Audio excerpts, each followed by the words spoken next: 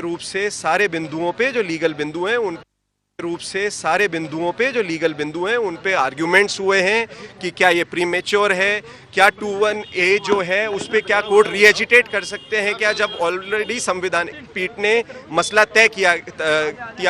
हुआ है, और क्या ये 19(1) का वायलेशन है या नहीं है, क्या स्पीकर को अधिकार है वो नोटिस देने का, और वो अगर रूल्स कहते हैं कि 7 दिन का जो समय है वो 7 दिन के भीतर है, तो क्या वो 7 दिन पूरा माना जाए या भीतर का समय 2 या 3 दिन भी माना जा सकता है। और इस पे भी नज़ीरें हैं कि अगर प्रोसीजर इरेगुलरिटी अगर हुई भी हो तो उसके लिए कोर्ट के द्वार नहीं खटखटाए जा सकते। आप स्पीकर के समक्ष जाते, समय मांगते और वो नहीं देते, तो फिर भी एक चीज़ होती कि साहब आपने को स्पीकर महोदय या तो कोई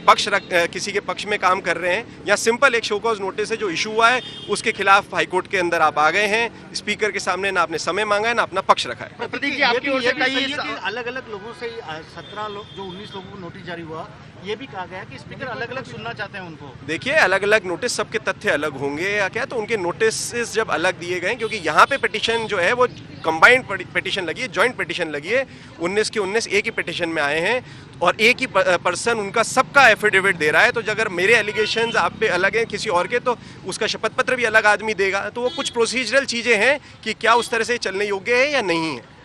आपकी ओर से कई बार ये भी रखा गया है कि स्पीकर के जो आदेश होते हैं या जो नोटिस होता है उसको कोर्ट में चैलेंज नहीं किया जा सकता। स्पीकर का आदेश को तो फिर भी चैलेंज किया जा सकता है, उसके लिए भी ऑनरेबल सुप्रीम कोर्ट ने दिशा निर्देश दिए हुए हैं कि किन किन कारणों पे किया जा सकता है। पर जहां स्पीकर ने अभी डिसाइड ही नहीं किया है तो ये प्रीमेच्योर मूव है। आप कैसे प्रीएम कर रहे हैं कि स्पीकर आपके खिलाफ करे, और मैं मानता हूं कर भी देते हैं तो ये न्यायालय के द्वार खुले हुए हैं, तब आप लाइए कोर्ट के अंदर याचिका कि स्पीकर के द्वारा जो निस्तारण किया गया वो सही नहीं किया गया, कानून के मापदंडों के विपरीत किया गया है। बट अभी ये मूव जो है वो प्रीमेच्योर मूव है।